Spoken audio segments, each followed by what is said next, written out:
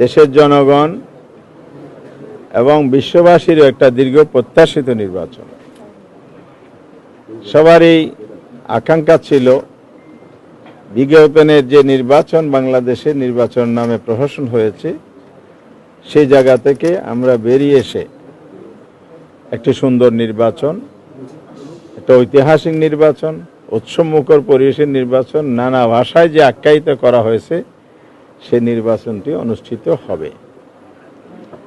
আমরা লক্ষ্য করেছি 12 ফেব্রুয়ারির ইলেকশনে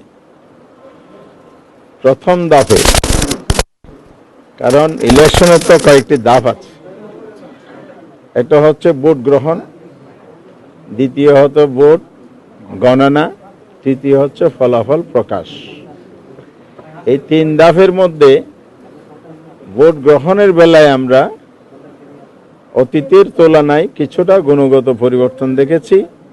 খুনাখুনি, বড় ধরনের সহিংসতা তেমন দৃশ্যমান ছিল না। তবে ভোট গ্রহণকালীন সময়ে ভোট কেন্দ্রগুলো ভিজিট করতে গিয়ে আমরা যেটা দেখেছি, সেখানে অসুস্থ পরিবেশ বিরাজমান ছিল নানা ধরনের। অর্থাৎ ভোট গ্রহণ সূচনা সুন্দর হলেও সমাপ্তি সুন্দর হয় নাই। এখানে জাল ভোট হয়েছে প্রচুর, কালো টাকার ছড়াছড়ি হয়েছে এবং কোথাও কোথাও হুমকি, দমকি, সন্ত্রাস, মারামারি অথবা হামলার ঘটনা ঘটেছে। বড় ঘটনা না ঘটলেও সুষ্ঠু নির্বাচনের জন্য এগুলো নির্বাচনকে প্রশ্নবিদ্ধ করার জন্য বিভিন্ন উপাদান তৈরি হয়েছে এখানে। সেকেন্ড থিং হচ্ছে, যারা নির্বাচন প্রক্রিয়ার সাথে জড়িত ছিলেন মাঠ পর্যায়ে, সেখানে প্রার্থীদের পক্ষ থেকে, প্রার্থী সিভিলিয়ানদের পক্ষ থেকে বিভিন্ন ধরনের অভিযোগ, কমপ্লেন দায়ের করা হয়েছে, কিন্তু সেগুলো কার্যত কোনো ব্যবস্থা আমরা দেখি নাই। এরপরে আইন শৃঙ্খলা নিয়োজিত বাহিনী, যৌথ বাহিনী, এখানে অস্ত্রোদ্ধারের জায়গাটাও আজকের কমিশনও একই কথা বলেছেন যে এখনো পিস্তল হারানো উদ্ধার হয়নি, কিছু অস্ত্র উদ্ধার হয়েছে, আর অবৈধ অস্ত্র তো আছেই। সব মিলে এই জায়গাটাও নির্বাচনের মধ্যে প্রভাব তৈরি ক্ষেত্রে এই অস্ত্রগুলো ভূমিকা রেখেছে, আমাদের কাছে রিপোর্ট আছে। আরেকটা বিষয় হচ্ছে, কালো টাকা, অস্ত্র, হুমকি দমকির পাশাপাশি ইলেকশন ম্যানিপুলেশন করার কিছু কার্যক্রম আমরা লক্ষ্য করেছি। যেমন কোনো কোনো কেন্দ্রে সেখানে কর্তব্যরত অফিসাররাও নিজেরা ব্যালটে সিল মারার কাজে লিপ্ত ছিলেন বলে অভিযোগ আছে। দলীয় কর্মীরাও সিল মেরেছেন, অভিযোগ আছে।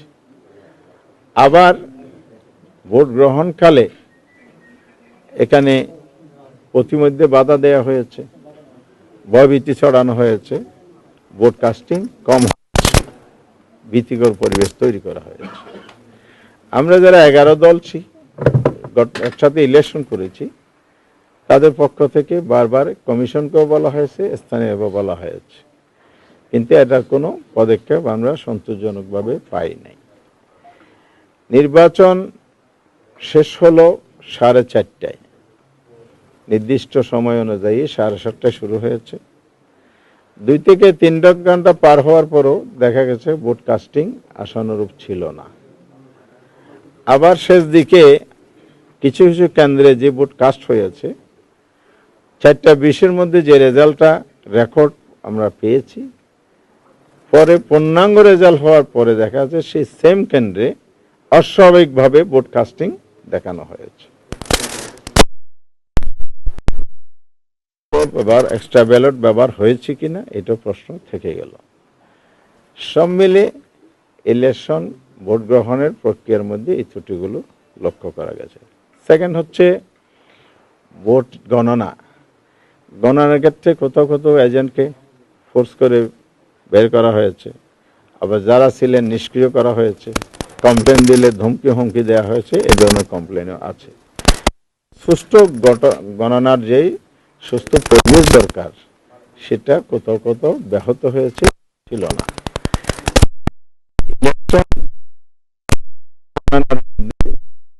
এই ত্রুটি থেকে যায়, ফলাফলে তার প্রভাব পড়বে, এটাই স্বাভাবিক।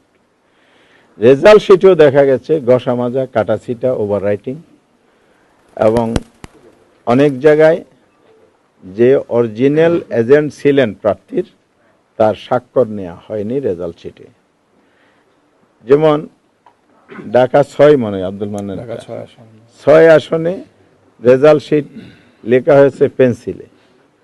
সেখানে আমাদের প্রার্থী ছিলেন দাঁড়িপাল্লার ডক্টর আব্দুল মান্নান। রেজাল্ট শিটটা আমাকে দেখিয়েছে, কালকে আমি দেখেছি। সেখানে আমাদের এজেন্ট মুসলিম ছিলেন, নামে তো মানুষ বোঝা যায়, কিন্তু এজেন্টের নাম লেখা আছে একজন হিন্দু ভদ্রলোকের নাম।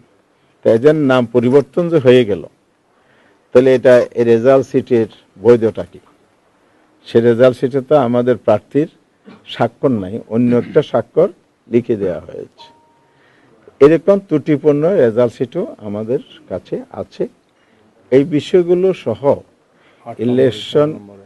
ইলেকশন প্রক্রিয়ার মধ্যে যে ভোট গণনা, ফলাফল প্রকাশে ত্রুটি হয়েছে, এগুলো নিয়ে আমরা আজকে কথা বলেছি।